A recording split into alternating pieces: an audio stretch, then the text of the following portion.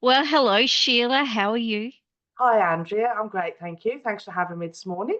Oh my gosh, I'm so excited because I am going to have a chat with 18 awesome educators, and straight away I thought I need to get Sheila onto this because she is an amazing person. Sheila, you perhaps better tell everyone where you are. I actually live in Mandurah, which is 1 hour south of Perth on the beautiful Indian Ocean. I live about 400 meters from the beach. So, Oh my gosh. So we're both beach people, aren't we? We both love the sea. And I was just before we start recording everyone, I was just showing Sheila some photos of my beach walk this morning. So we both like the sea. So tell us a little bit about yourself. You've got a great story to tell us. um, well, where do I start? So, I suppose I started my teaching career. So, I started teaching in England, back in 1990. So, I did 3 years there, and in the second year, I got a numeracy role. I then moved on to the Middle East and did 3 years in the United Arab Emirates. Did a numeracy role there. Well, there you go. Obviously, That's because it's your passion. and then I moved to Glasgow, Scotland for 8 years. And obviously, it started off with leaf teacher, then deputy principal. And then 20 years ago, next week actually, we emigrated to Perth, Western Australia, and moved straight to Mandurah. So Oh, in my time in Australia, I've done obviously relief teacher to start with, then teacher, had lots of numeracy roles with the Department of Education. I've worked at the university, working with a third year Bachelor of Education students, worked a lot in the financial literacy role under Money Smart and deputy role as well here. And then back in 2018, I was very fortunate. I won Maths Teacher of the Year through the Choose Maths Awards, the oh AMSI. wow. So That's that was awesome. so that was a real launching pad for me to go in a bit of a different direction. Became a numeracy consultant here in WA until the middle of last year. And then I just decided to take a bit of time out, took a bit of time out, had a few lovely holidays, Oh, and then set up Sheila Griffin Maths for 2025. wow, and I'm so excited for you. So everyone, we have met through my work when I go to WA. So Sheila and I were, and instantly we found this connection through our passion of teaching mathematicians. But then we had another little connection, didn't we? We did. So during COVID, Andrea had come up with this blog and asked me to find a children's book that I liked and write some maths activities to suit the book. So I chose Monkey Puzzle by Julia Donaldson. And at the time, it was very important to me because, unfortunately, like many people across the world, I'd lost my mum. And the Mm, story, if you know the story starts with, I've beautiful lost my story. mum, and Yeah. it's about a monkey that's lost his mum in the jungle and he has to find him. So it was a very poignant time for me, but a beautiful opportunity.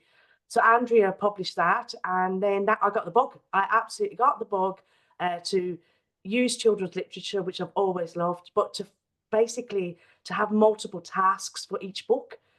So back here in WA, I worked with Dr. Paul Swan, Linda Marshall, and Kristen Humphreys, and we came up with this publication, Teaching Mathematics Through Storybooks. And I've got mine here, all Yes, post-it note because I love using them. so that was great. So then, yeah, and then obviously we progressed to book 2 and 3, as you just saw Oh from Andrea. yeah. They're And brilliant. then also, I've also recently done this one with just Linda Marshall and Paul Swan. This one was more looking at some kindergarten or pre-foundation books. So this one sort of really suits pre-foundation, foundation, and year one. So if I can just share why you get multiple exposures, is I'm just going to share this page with you. Hope you can Oh see it. yes. Yep. Right, so you can see that it's one more sheet, all the information, and then you've got all the multiple exposure maths activities to go with that book. And we've found them really, when I'm planning with my partnership school, Sheila, we've found them really great so we can develop not just one lesson, but a learning sequence. And it's Yeah, been really powerful. You must be very proud. I'm proud of you. It's thank you. been Yeah, I love really. that. Yeah. Now, where can everyone get them? That's important to know. So, Dr. Paul Swan's website. Yeah, and we've all been there many a time, haven't we? Like Yes, it's in my favorites list. I love Paul as a yeah, person, as an educator, but I also love his resources as well.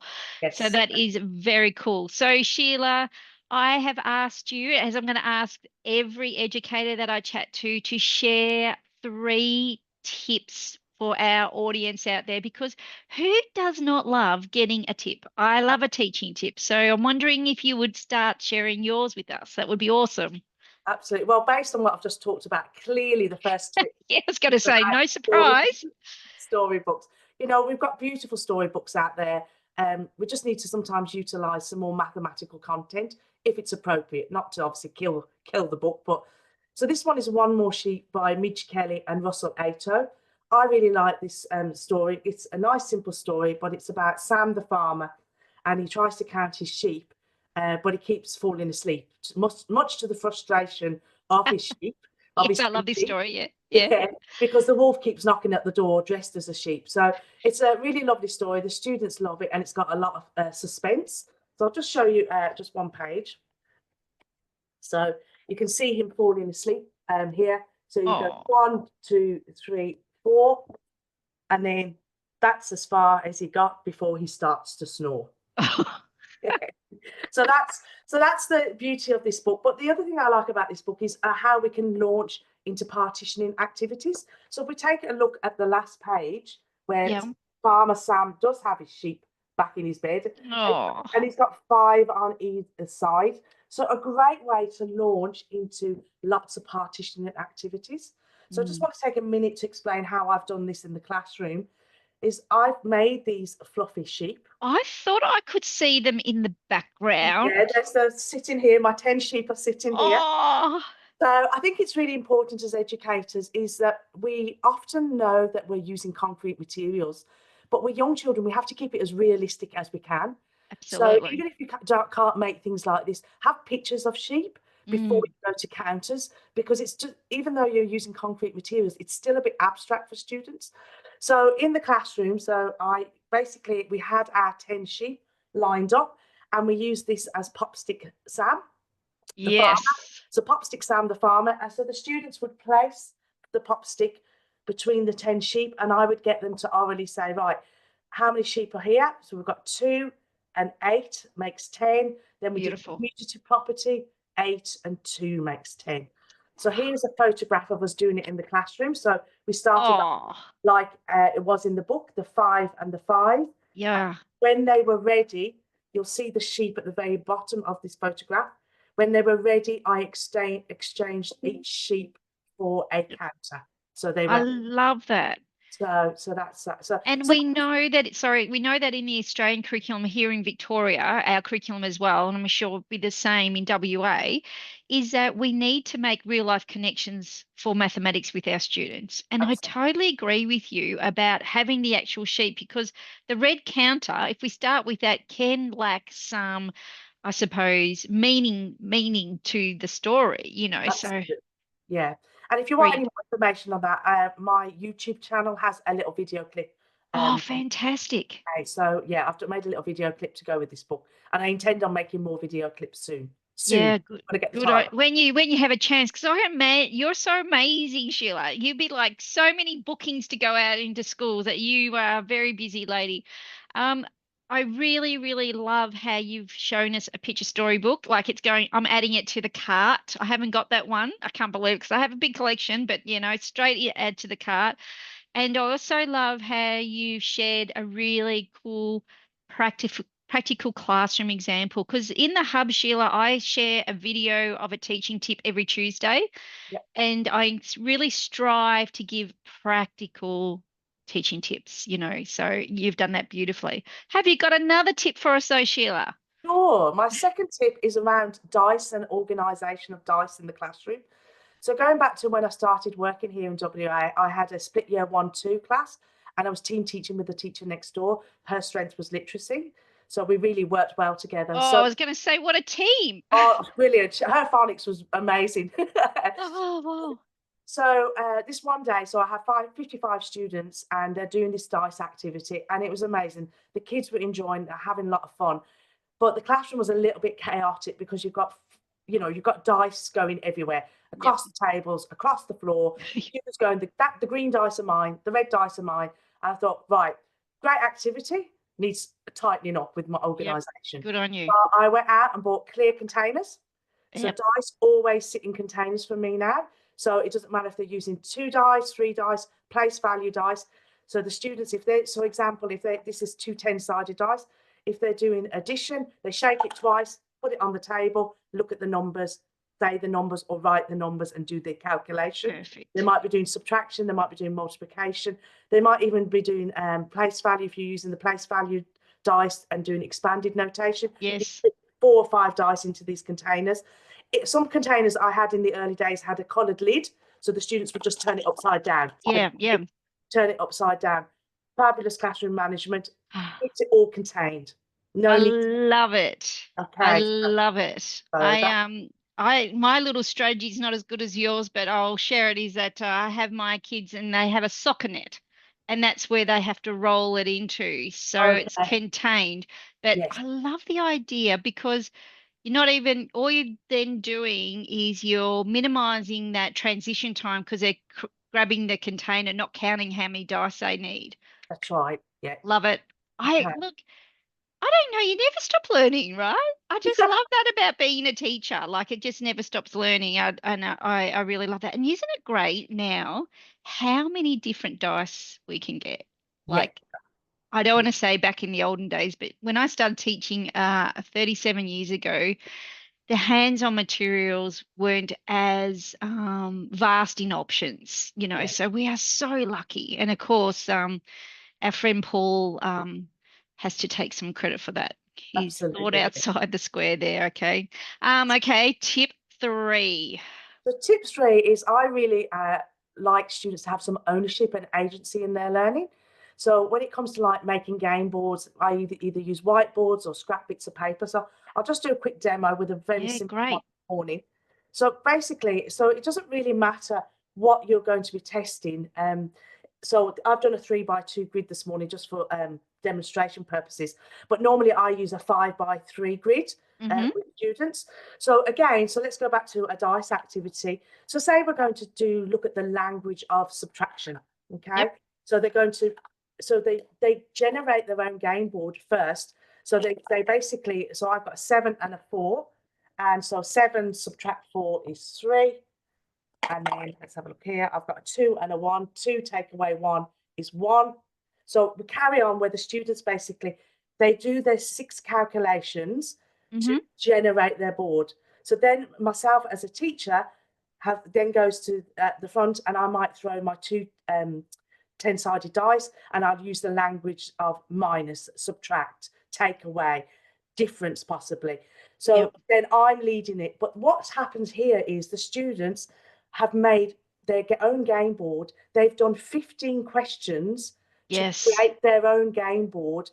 Yep. And they haven't even thought about it. They've not had Mm. 15 questions on a worksheet, 15 questions in a textbook.